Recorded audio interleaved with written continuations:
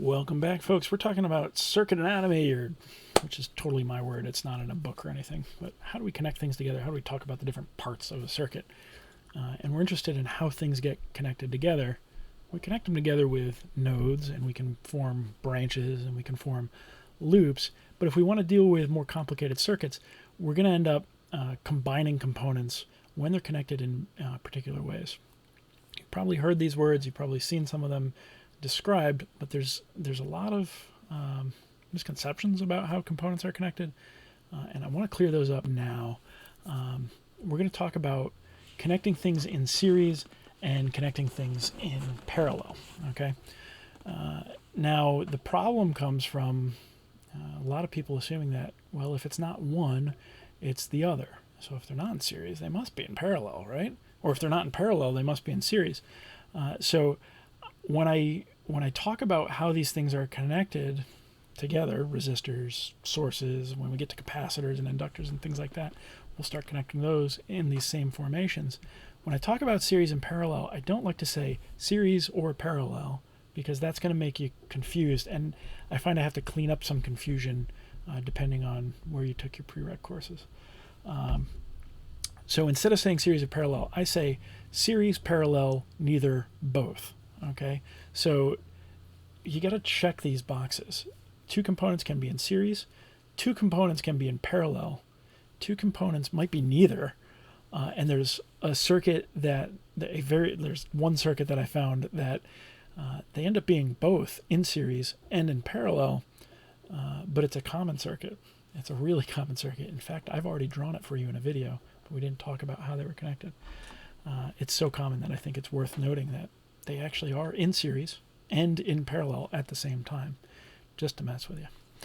Okay, the other misconception that I find is with the word parallel. We'll talk about that more when we get down there. So for now, let's talk about resistors in series and what it means to be in series. Okay, series.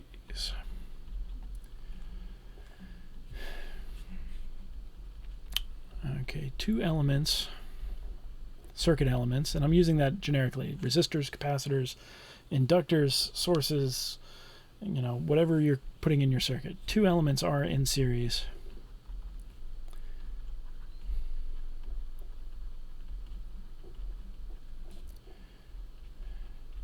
If they share a node. Notice I didn't say both nodes, one node. I said a node. Okay. Exclusively. Nothing else. How the heck do you spell exclusively? Exclusively. Yeah, good. If they share a node exclusively, okay? Nothing else is connected to that node. So for starters, we take two resistors like this, and they have a node between them here, okay? And nothing else is connected to that node. And here's why that's important. If I stick current in here,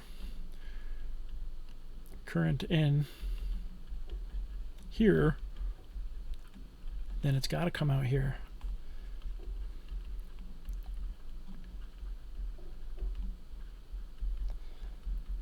Okay, so for starters, this is going to be our definition of when two things are in series.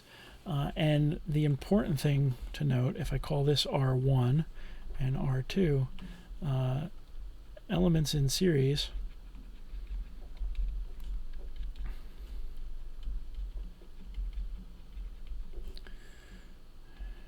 carry the same current. Is this behind my head yet? Yeah. Okay.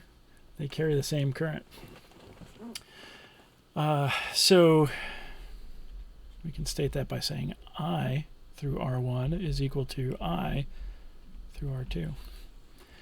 Okay. Now, when they're in series, and when, in particular, when resistors are in series, we can combine them. Okay.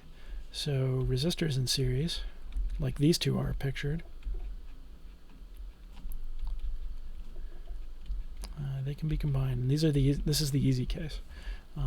Can be combined.